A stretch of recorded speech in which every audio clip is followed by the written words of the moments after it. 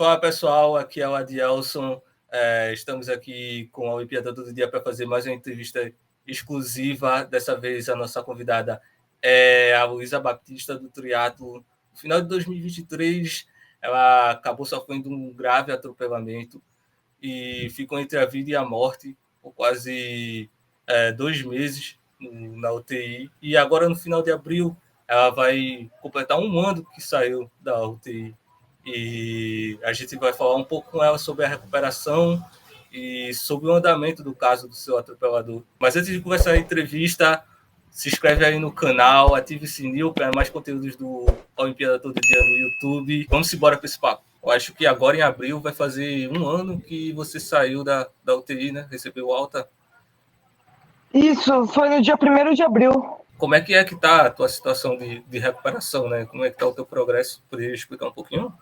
Não, minha recuperação acho que tá sendo muito mais rápida do que esperado, né? Eu já voltei a fazer as 3 modalidades, mas ainda é o processo de retorno ao esporte, não é nada de treinamento, entendeu? É mais para ir adquirindo a coordenação novamente, tanto da natação, quanto do ciclismo, quanto da corrida. E eu tenho ganhado um voluminho já tenho melhorado bastante, assim, mas ainda na esteira, com a esteira ditando ritmo pra mim, entendeu? Não na rua. E, hoje eu já não corri, entendeu? Porque se eu corro 2 dias seguidos, eu fico muito limitada com relação à dor. Então, a gente tá tendo esse processo de volta ao esporte. E pouco a pouco acho que vai evoluindo bastante. E na verdade acho que não está sendo pouco a pouco, não. Está sendo muito, muito rápido. Me fala um pouco dessa tua rotina, né, de treinos, exame, fisioterapia. Eu me lembro que quando você saiu da UTI, você fazia 3 sessões por dia, se não me engano. Como é que está a situação agora? Quando eu saí da UTI, eu fui pro Luci Montoro primeiro, né? Aí eu já iniciei meu processo de habilitação por lá, no Luci. Aí eu tinha um processo já era diário, assim, mas era hospitalar ainda, entendeu? Processo de recuperação hospitalar. Aí depois eu tive, dia 8 de junho, se não me engano, eu tive alta do hospital, alta assim mesmo, porque a princípio, depois que eu fizesse a cirurgia da prótese, eu ia retornar pro Luci. E aí o médico falou que achava que não era necessário, porque daí em Araras eu ia conseguir fazer a reabilitação melhor, entendeu? Perto da minha família e tudo mais. Então, eu comecei a fazer a reabilitação lá em Araras. Eu tava fazendo 1 hora de físio 3 vezes por semana só. Tava bem restrito. Aí, depois eu vim para Ribeirão Preto, aqui na clínica da Pulse Fisioterapia. Já é meu próprio fisioterapeuta que tá trabalhando comigo aqui. E aí eu iniciei um processo de reabilitação que eu tava fazendo 8 horas de fisioterapia por dia. 4 horas de manhã para membro superior, aí tinha 2 horas de almoço e 4 horas da tarde para membro inferior. Então, eu tava brincando, né, que eu tava com uma rotina de trabalho com 4 horas extras que eu fazia de sábado, entendeu? Que eu tava fazendo a físio mesmo, bem intensa. E aí, esse ano, quando eu voltei de férias, o Gustavo já passou um processo de início de retorno ao esporte, entendeu?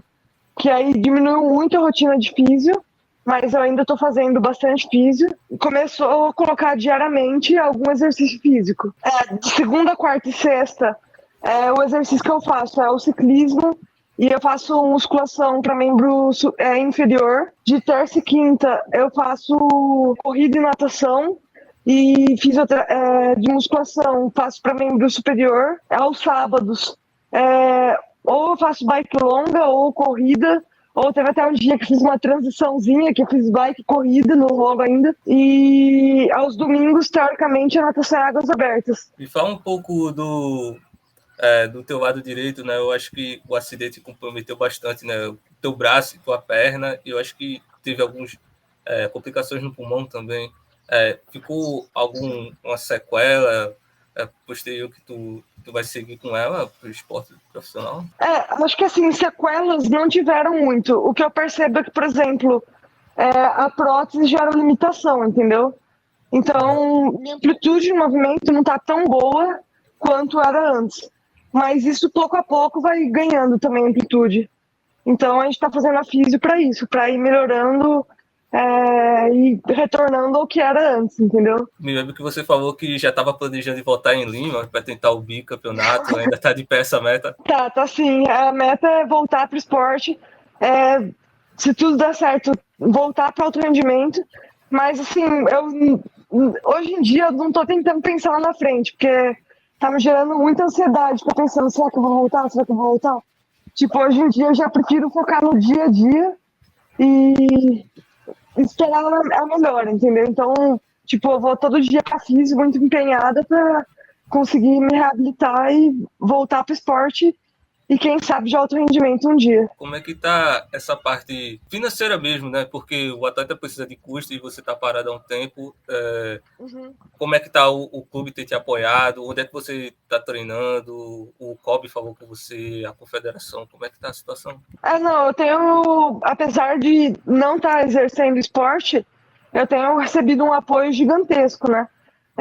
Hoje o SESI continua me dando o apoio da equipe, entendeu? Então, poxa, eu tive um contrato renovado com eles. Eu acredito que para eu conseguir voltar para alto rendimento, seja mais um ano ainda. Por enquanto, eu estou acessada pelo INSS. Se o INSS não renovar, o SESI já falou que ele renova comigo, entendeu? Então, o SESI eu sei que vou ter o apoio deles, assim, por pelo menos mais um ano. E meus patrocinadores continuaram também, né? Tanto a Fila quanto a Z2. Então, poxa, só tenho que agradecer a eles por continuarem comigo, porque sem eles, acho que apesar de não estar exercendo, entendeu? Eles deram um apoio gigantesco no período que eu estava no hospital e tudo mais. E eles continuam andando até hoje. Me fala um pouquinho também que no fim do ano passado você fez uma corrida simbólica lá na etapa de Brasília, né? Fala um pouco do sentimento, né? Que aquele momento teve para tu. Eu acho que aquela corrida foi, acho que talvez um dos momentos mais emocionantes que eu já tive no esporte, né? Acho que talvez tão emocionante quanto ganhar a medalha de Lima, que foi, acho que, a maior conquista que eu já tive. E ainda mais a medalha de Lima no Team Relay, né? Que tinham os meus amigos lá perto, que hoje são minha família, né?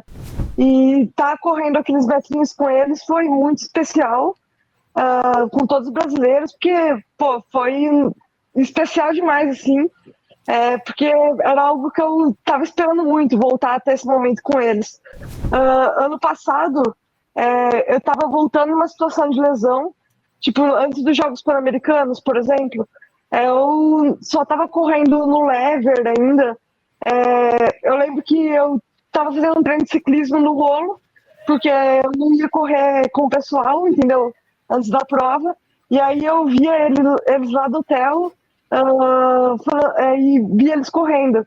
Aí eu falei assim, caraca, como eu queria estar lá com eles, tipo, bater uma sensaçãozinha de, pô, eu queria estar lá junto com eles, trocando ideia, conversando, dando risada, e não tava lá presente. E eu acho que Brasília, assim, eu revivi esse momento pela primeira vez, assim, de estar junto com a galera e, pô, fazendo a corrida foi muito especial mesmo. Agora a gente vai para a parte jurídica, né, do julgamento. O Naim, o Naim vai agora para a júri popular, ainda vai. E tem ainda pode recorrer, né? Mas como é que tá os próximos passos agora nessa situação? Sim, o advogado dele já recorreu, então tem que acordar, acho que o Tribunal de Justiça, se eu não me engano, dá o aval se ele vai para o júri popular ou não. Mas eu acredito muito que ele vá, porque não tem como, né? Ele cometeu 4 infrações de trânsito e, pô, qualquer pessoa que tem sua consciência sabe que cometer esse tanto de crime no trânsito pode matar alguém. Então, poxa, ele só matou, não me matou, ele só me atropelou, porque por conta de situações fora do controle dele, entendeu? Porque se fosse qualquer outra pessoa comum, se fosse uma pessoa sedentária ou que não tivesse, acho que, o psicológico de um atleta, ele teria matado alguém. A pergunta que eu ia fazer é sobre